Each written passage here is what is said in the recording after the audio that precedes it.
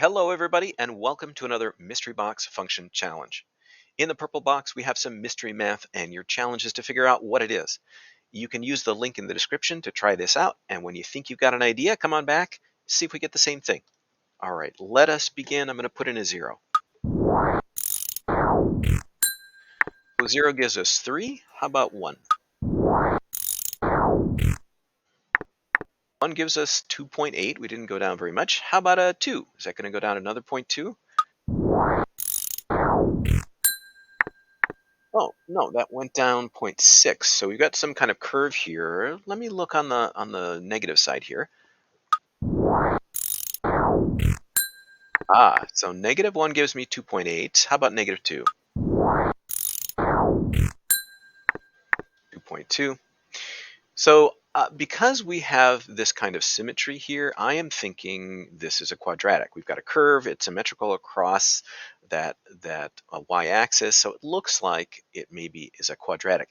Definitely wider than your typical quadratic, and it's opening downward. So if we were to try to start sketching out the function, I'd say it's going to be a negative, and then some multiplier here, and then also it's up off the x-axis, up off the origin. The vertex here, if this is the vertex, is up 3. So we're going to have something times x squared and then a plus 3. That'd be my best guess.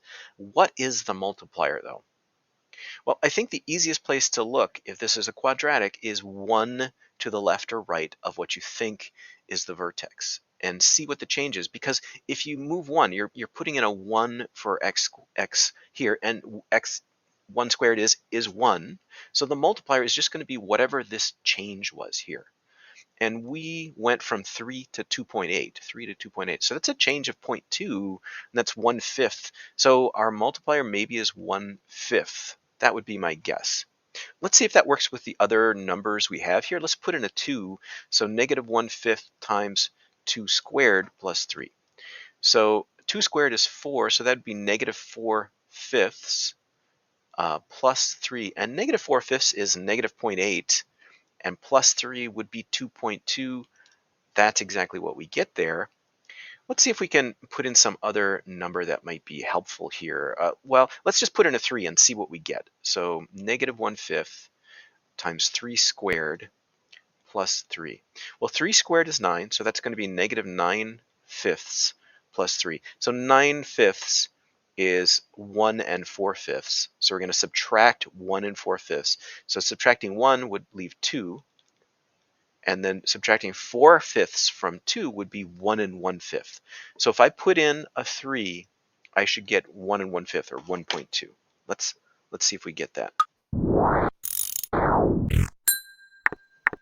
Yeah, and so this is just an artifact of the binary math that the computer does. You can see we've got a 1.19999. This is really 1.2. It's just as close as the computer can get to this decimal number when it's doing math in binary.